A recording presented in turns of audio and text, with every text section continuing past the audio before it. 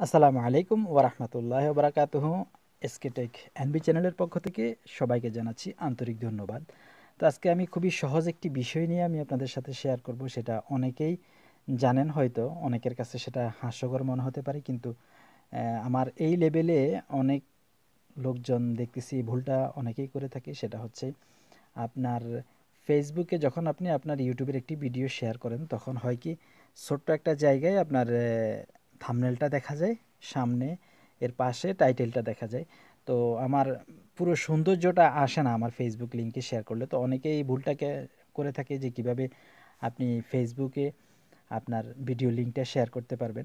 অনেকেই দেখেন যে বড় থাম্বনেল আসে আপনার ফেসবুকে যখন শেয়ার করবেন। তো এটা কিভাবে আসে, আজকে আমি পুরো বিষয়টা আমি আপনাদের সাথে ক্লিয়ার করব। আশা করি এই সেটিংসটা ঠিক করে নিতে পারলে আপনি আপনার ইউটিউব ভিডিওটা বড় থাম্বনেলে আপনি ফেসবুক বা অন্য কোনো সোশ্যাল মিডিয়াতে আপনি শেয়ার করতে পারবেন।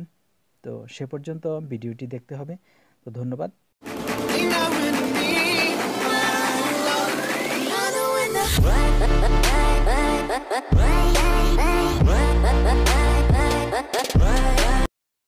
তো এর জন্য আমাদের ছোট্ট একটি সেটিংস আমরা ঠিক করে নিতে হবে।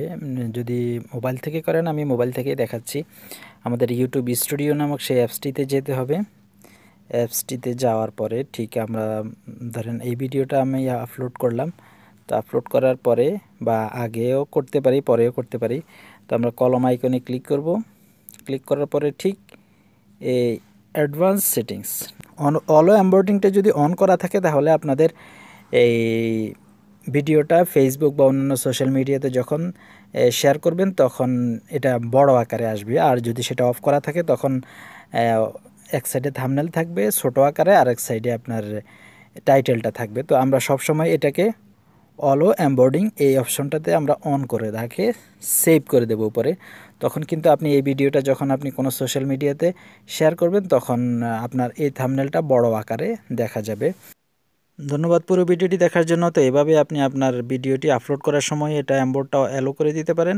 পরবর্তীতেও আপনি এই সেটিংসটা ঠিক করে নিতে পারেন। তো এভাবেই আপনি ঠিক করে ফেসবুক বা অন্যান্য সোশ্যাল মিডিয়াতে আপনার ভিডিওটি শেয়ার করবেন। তো দেখা হবে পরবর্তী কোনো নতুন ভিডিও নিয়ে। সে পর্যন্ত ভালো থাকবেন। আসসালামু আলাইকুম ওয়া রাহমাতুল্লাহ।